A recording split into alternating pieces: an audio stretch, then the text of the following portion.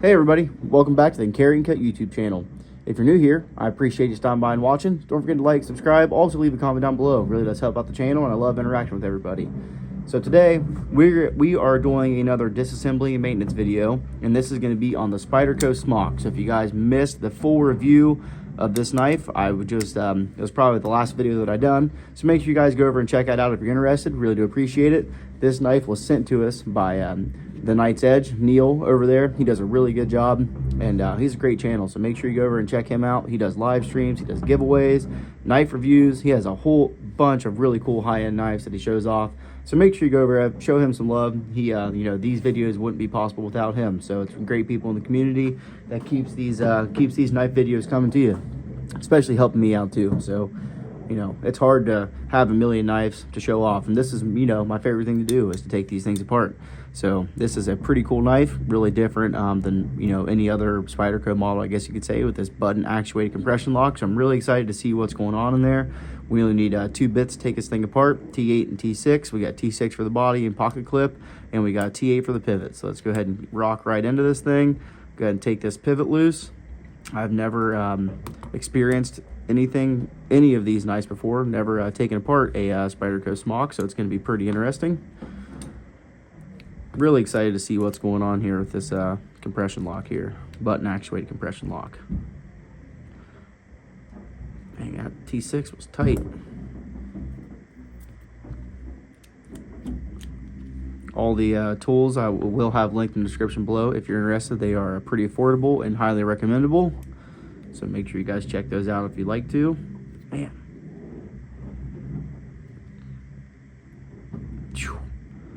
Those things are incredibly tight. Must have put them in with a torque wrench, Neil. Alright, want to make sure we keep those. So there we have our really awesome Kevin Smock custom titanium scales. Really cool looking.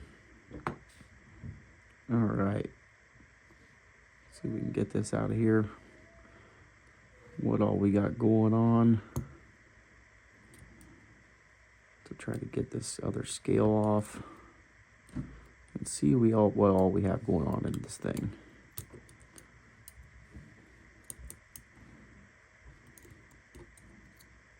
All right, we got our lanyard tube. That actually does have the secondary detent ball in there. Huh, so that rides around, just rides around on that track in there, I'm assuming.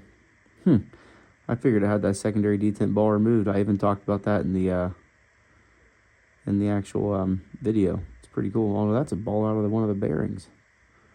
Huh, that's kind of strange. Where the heck did that thing go? I feel like that's definitely not supposed to come off there.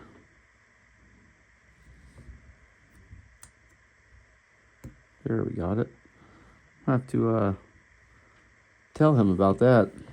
Not sure what is going on with that one right there. So this thing definitely does have the secondary detent ball removed. All right, let's go ahead and push down our... All right, so there's one bearing here. These are really cool bearings. I'm not sure if these are skiff bearings or what, if these are the actual... I know Kevin Smock, he actually does his own custom bearings too. I think that's that secondary detent ball right there. I thought that that thing was removed. Or at least I said in the review that it was probably removed because it sure seemed like it. Okay, so there's our other set of bearings right there. We definitely do have some gunk in this thing. We got our stop pin and this doodle bopper right here. So this is the other side. I'm just going to go ahead and leave this one intact right here. Leave the pocket clips in there. The other side of the scale really wasn't too dirty, but the actual main function of this knife, we're going to go ahead and get it cleaned up right here. So it's pretty cool to see how the this must just screw in through the actual compression lock right there. At least that's what it looks like. We do have some threads sticking out of the back side right there, if you guys can see that. So really cool. There isn't that's a really stout button right there too. Really awesome to see. There isn't too much going on the inside of this knife. At least they're not as much as I thought. So I'm pretty sure, I don't know how many, I heard there was another detent ball that just slid around in this thing. You can see where it would catch right there. And I don't know if, so there's two different spots where it would catch. but I do not, because at least the research that I done, it just like floats around in there. But there was no balls just floating around in there, so I'm assuming it would line up with that track right there. Yeah, I'm assuming that it has been removed. Yeah, definitely. Yeah, hope so at least. Really hope to mislead anybody or say wrong information about this thing. Don't want to do that. So Neil, if I'm putting out some false information, I'm very sorry about that. And we do have an internal stop pin too at the same time, so that is really cool to see.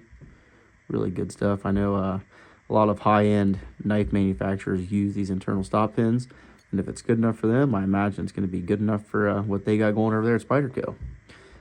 All right, so there's that there. Let's go ahead and try to scrub up this side right here while we're at it.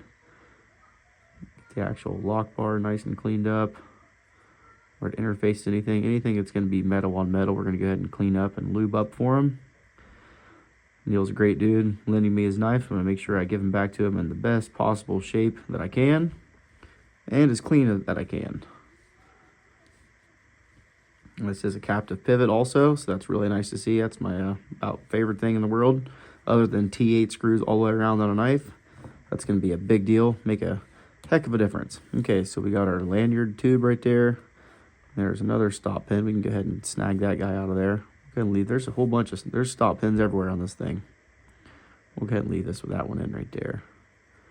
Sometimes those can be a little more of a hindrance than good, I guess you could say, when you're taking these things apart. If you don't have to take it apart, then you might as well just leave it in there. That's kind of my general consensus of it.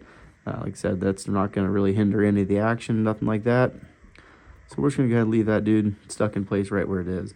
It's actually, it only goes in, well, I don't say it only goes in one way, but it's not a pass-through. It's got a wider head on the back right there. All right, so I think we can go ahead and start putting this dude back together. Really wasn't a whole great deal of stuff to worry about on there. So that's always welcoming too, when you don't have a whole slew of things that you have to work around. Always nice to see. And this actually is, yeah, it has a D shape on it also, that stop pin right there. Yep, goes right into the top of the, yeah, pretty cool. All right, so we're gonna go ahead and throw one of our bearings down on there just like so. Make sure he's in all the way. We're gonna go ahead and throw a little bit of KPL on there. This is my favorite stuff, highly recommendable, pretty affordable, and does a great deal for your action of your knives. Just a little bit. Don't get too carried away on that stuff right there.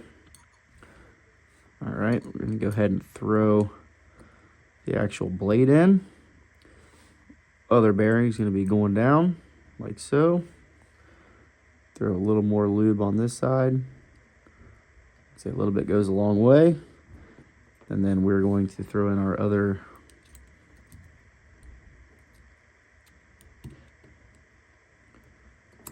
dude right there. And throw in our stop pin there for him before I forget that.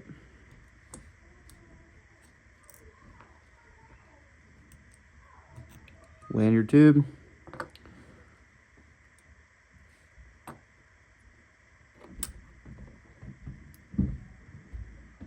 Stop pin also, like so.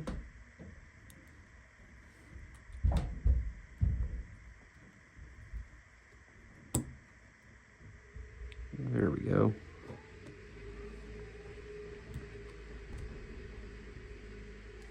Just like that right there. Yep. I almost feel, I think it's just because that clip is on the back right there, it makes it feel a little bit wonky. Okay, we got all that. Got both our bearings in there. Got all the stop pins engaged. All right, we can go ahead and go with our top liner right now, just like so. And we're gonna go ahead and let's do these T6s in the back first. Let's get our Locktite out. So we definitely don't need to wrench them down as tight as they were. Still got our T6. Just throw a tiny little bit of goo on there. So we're not torquing down the lug nuts on our car. We're just making sure She ain't going nowhere, and with the Locktite, it's definitely going to help these from backing out if they ever would. Might have been a little bit much right there.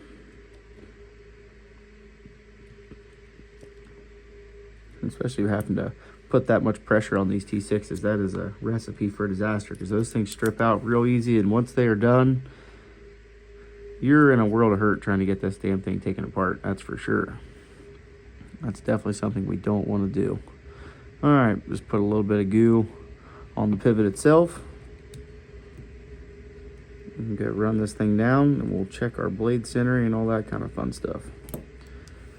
All right, so blade centering is right on the money. That is awesome to see. Pivot is tight. Action check. Beautiful as before. I don't want to say it was any better, because it was. I don't think it could actually get any better. Reverse flick. Perfect. Centering, right on the money. Let's go ahead and throw that T6 back in here. Let's just make sure that these body screws are all the way tight. And that's as tight as I want to actually get them. Yeah, perfect. So the Spyderco smock, that is really not a terrible knife to take apart. And I was going to put these standard scales back on there, but I really do like these ones a lot more. And I'm pretty sure if you guys are, that's going to be the same exact procedure if you have the upgraded titanium custom Kevin smock scales or not. It's going to be, you know, pretty much the same exact scenario, what you got going on. So pretty cool. Really do appreciate Neil sending this over to me. Make sure you go check him out and go follow his channel. He does great stuff, and he really helps out my channel too. So without further ado, really do appreciate it, and we will see you guys next time. Thanks.